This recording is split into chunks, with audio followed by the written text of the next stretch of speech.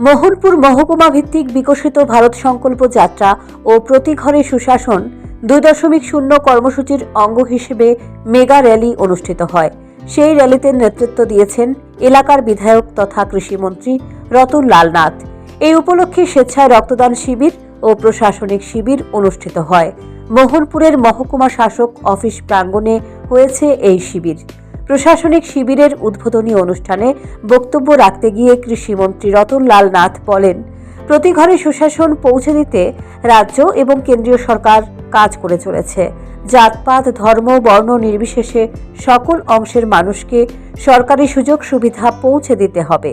এই উদ্দেশ্যেই জনগণকে সচেতন করতে র্যালির আয়োজন। পাশাপাশি তিনি বলেন, দেশের মধ্যে অতীতে বহু প্রধানমন্ত্রী এসেছেন, কিন্তু নরেন্দ্র মোদীর মতো দেশের সব অংশের মানুষের জন্য চিন্তাধারা তাদের ছিল না। তাই দেশ যতটা এগিয়ে যাবার কথা ততটা এগিয়ে যেতে পারেনি। কিন্তু 2014 সালে যখন নরেন্দ্র মোদী দেশের প্রধানমন্ত্রী হয়েছেন, তখন থেকে ভারত অতি দ্রুততার সঙ্গে এগিয়ে যাচ্ছে। দেশের প্রধানমন্ত্রী কৃষক, শ্রমিক, বেকার, নারী সকল অংশের মানুষের কল্যাণে কাজ করছেন। যে ভারত বিশ্বগুরুর আসনে বসতে চায়। দেখবেন একটা কবিতা আছে, ভারত আবার বিশ্বসভায় কি বলছে, শ্রেষ্ঠ আসন হবে। মানে তাহলে ছিল নালন্দা ইউনিভার্সিটি। ভারতবর্ষ সেই জায়গাকে নেওয়ার জন্য দেশের প্রধানমন্ত্রী এই জিনিসটা চাইছে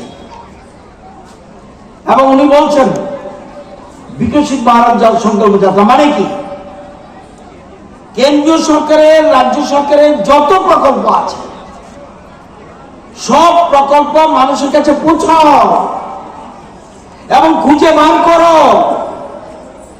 এমন কোন ব্যক্তিকে, ট্রাইবাল হোক, বাঙালি হোক, এসসি হোক, ওবিসি হোক, কেউ কি আছে এমন খুঁজে বার করো যে আমার কেন্দ্রীয় প্রকল্পের সুবিধা পাইনি, খুঁজে বার করো। এটা হলো মোস্ট ইম্পর্টেন্ট।